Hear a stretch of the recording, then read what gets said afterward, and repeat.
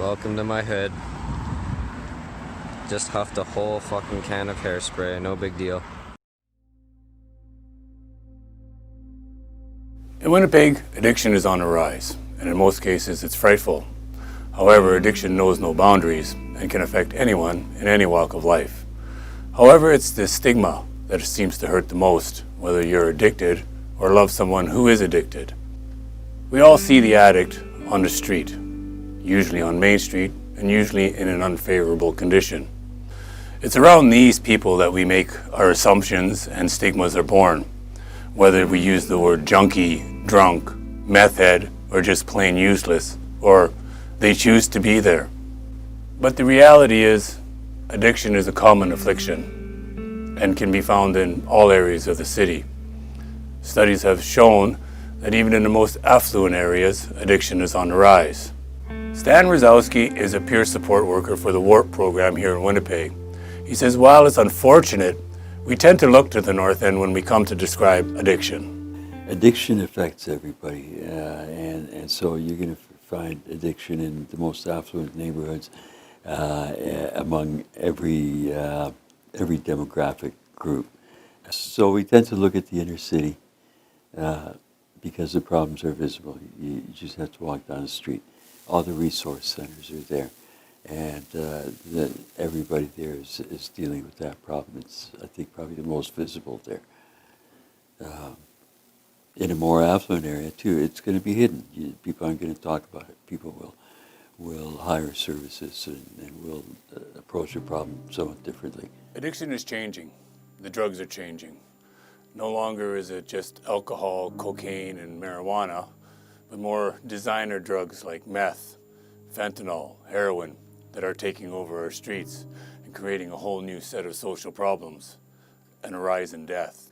Rosowski adds that autonomy can no longer be the delivery format of treatment. Programs like Alcoholics Anonymous and the like were created to hide away from the stigmas attached to their affliction. One of the many pioneers challenging the stigmas is Vinny. He does not shy away from his 19 years of gangs and addiction. He's worked hard on changing and reversing the stigmas that have been burnt into his own mind by society and family. He shares his story every chance he gets in an effort to keep others from the imprisonment of addiction. Oh, I think for me the challenges in recovery with the stigmas have been worse for me than anything, because I mean, when you're in the problem and you're using drugs and stuff like that, it's like it doesn't even matter to you. Like, sure, yeah, of course that thought's in your head about the things that people say about you, the things that your family say about you, about that you're never going to make it or you're never going to quit. But I mean, you got to realize that when you're in recovery, these are when these things matter more to you. Like, nobody even understands the struggle that's going on in people's heads, you know what I mean? When they're just even to day-to-day things, you know, the people that you deal with, you don't know what's going on in people's heads, you know, the battlefield is in our heads. They don't even know that, you know what I mean? Like, sitting there smiling and, you know, nodding your head and everything, like everything's all good, but people don't even know that there's gunfire going off in your head, you know? It's a battle in your head, you know? You go to sleep with it, you wake up with it, you go to work with it. You can't digest your food because of it. And, yeah, it's just something that people don't understand. Those are the people that us as addicts, as much as it really kind of doesn't matter what people say about you, it does the most, you know what I mean? Because just because if someone's not an addict and they say something about you, it matters. I used to always do the addiction thing. I used to always do it for somebody else. For, you know, for institutions, for parole, for probation, for the police, or for my family, or for my kids. Not to say that they're not important, but ultimately addiction has to start with yourself, and you have to do it for yourself. So for me, this time around, I think why I'm so successful is that I actually am doing it for myself. When I checked myself into treatment, I did it for myself. It wasn't for anybody else. And but my family is what keeps me going. To help celebrate the efforts of recovering addicts like Vinny, September was named Recovery Month. Last year in Winnipeg, held a Recovery Day, bringing people with addictions to help celebrate and change stigmas. Ian Rabb, founder of 210 Recovery and Destiny House, was one of the organizers of the event. He knows personally the struggles of addiction and recovery. He said it is important for people to start coming out about their recovery so that society can see what they don't see about addiction. One of the things I wanted to do and was successful at that at Recovery Day was I brought Mackenzie Phillips in to speak, and she's a dear friend of mine. The truth is that it doesn't matter where you come from, what you've been through, who you are.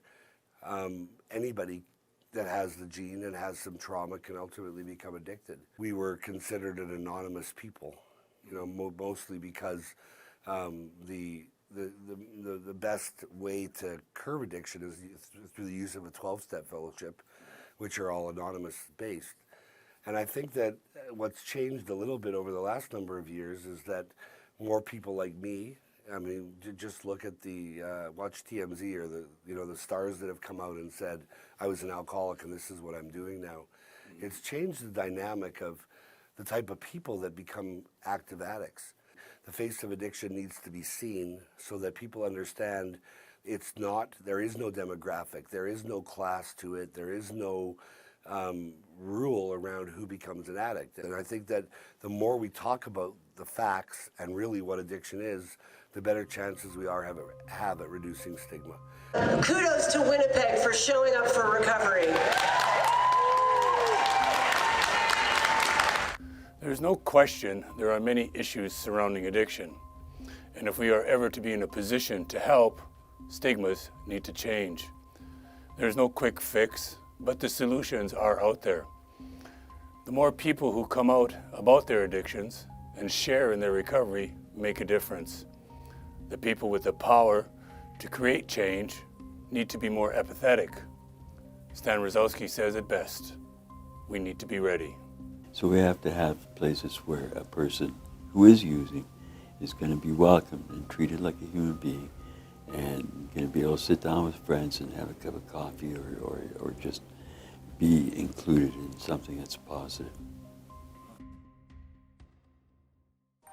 In Winnipeg, I'm Joseph Flory.